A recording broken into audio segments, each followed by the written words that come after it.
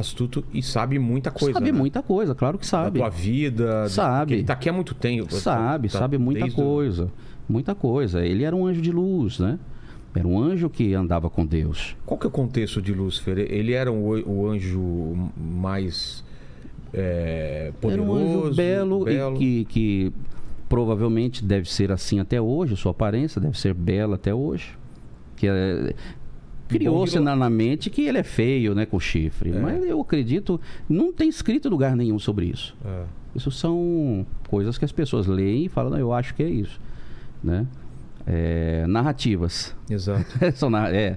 Porque as pessoas têm narrativas, né? Claro. Na Bíblia está escrito certas coisas, para por ali, mas aí vem as narrativas que continuam, né?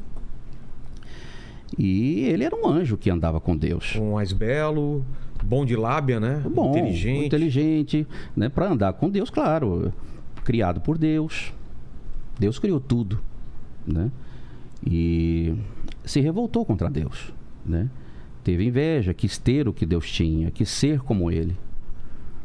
E não deu certo, porque é uma coisa que Deus deixa bem claro em todos os escritos que nós temos, que cremos que é inspirado por Deus, que só há um Deus. Então ele nunca dividiu com ninguém ser Deus, né? A primazia de ser o único Deus, entendeu? Então, o mal se deu mal. Exatamente. E é estranho você pensar que o próprio Deus criou estranho. o mal, né? Quer dizer, não criou o mal, mas criou algo que viraria o mal, né? É estranho, é estranho, mas... Você pensa sobre isso? Sim, eu penso muito sobre isso. Você vê, tem gente que...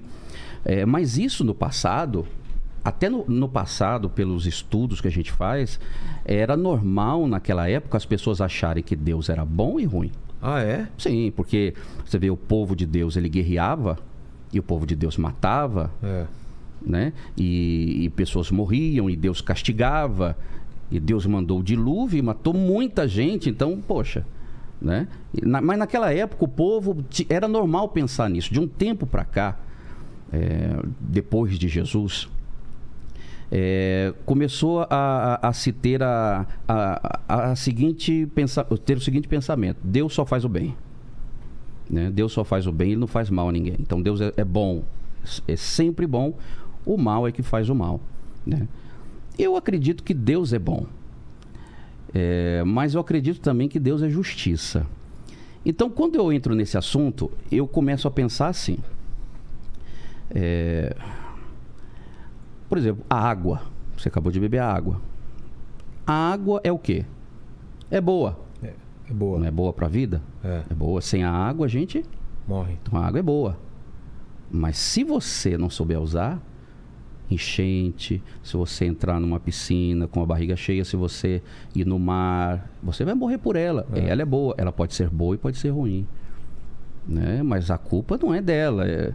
É o uso, né? É a forma como você interage com você ela. vê o tanto que o Sol é importante para o planeta. Sem o Sol, também não teríamos vida. Não teria planta, não teria fotossíntese. O Sol é bom. O Sol nos traz vitamina D para os nossos ossos, não é isso? Mas fica no deserto. Ele te mata. Exato.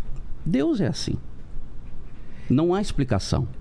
Quem tenta explicar Deus vai ficar confuso da cabeça. Não tem explicação. E o que acontece é que todo mundo quer encontrar uma explicação.